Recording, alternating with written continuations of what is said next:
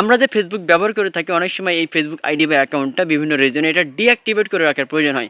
আপনি চাইলে কিন্তু আপনার ফেসবুক আইডি বা অ্যাকাউন্টটা ডিঅ্যাক্টিভেট করে রাখতে পারবেন। তো কিভাবে আপনি ডিঅ্যাক্টিভেট করে রাখবেন চলুন আমি আপনাকে সরাসরি দেখিয়ে দিচ্ছি। ফার্স্টে আপনার ফেসবুক ওপেন করবেন, তারপর থ্রি লাইনে ক্লিক করবেন, তারপর নিচের দিকে সেটিংস অ্যান্ড প্রাইভেসি লেখা আছে, আপনি এখানে ক্লিক করবেন। সেটিংসে ক্লিক করার পরে নিচে ছোট্ট করে লেখা থাকবে পার্সোনাল ডিটেলস, আপনি এখানে ক্লিক করবেন।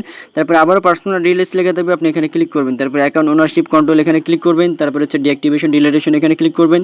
তারপর প্রোফাইলের অপশন এখানে ক্লিক করবেন। তারপর ডিঅ্যাক্টিভেশন অ্যাকাউন্ট লেখা আছে, এখানে টিকমার্ক হয়েছে, আপনি কন্টিনিউ ক্লিক করবেন। কন্টিনিউ যখন আপনি ক্লিক করবেন আপনার ফেসবুকের যে অ্যাকাউন্টের যে পাসওয়ার্ডটা এখান থেকে আপনি সাবমিট করে দিবেন। তারপরে কন্টিনিউ ক্লিক করবেন। কন্টিনিউ যখন আপনি ক্লিক করবেন তারপরে এখান থেকে নতুন একটা ইন্টারফেস ওপেন হয়ে যাবে। কেন আপনি এখান থেকে আপনি ডিঅ্যাক্টিভেট করতে যাচ্ছেন একটা সিলেক্ট করে দিবেন। তারপরে কন্টিনিউ ক্লিক করবেন।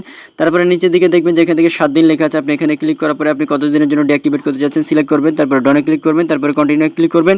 তারপরে এখান থেকে ডিঅ্যাক্টিভেট মাই অ্যাকাউন্টে যদি আপনি ক্লিক করেন তাহলে আপনার অ্যাকাউন্টটা ডিঅ্যাক্টিভেট হয়ে যাবে। এভাবে খুব সহজে কিন্তু আপনি অ্যাকাউন্টটা ডিঅ্যাক্টিভেট করতে পারবেন।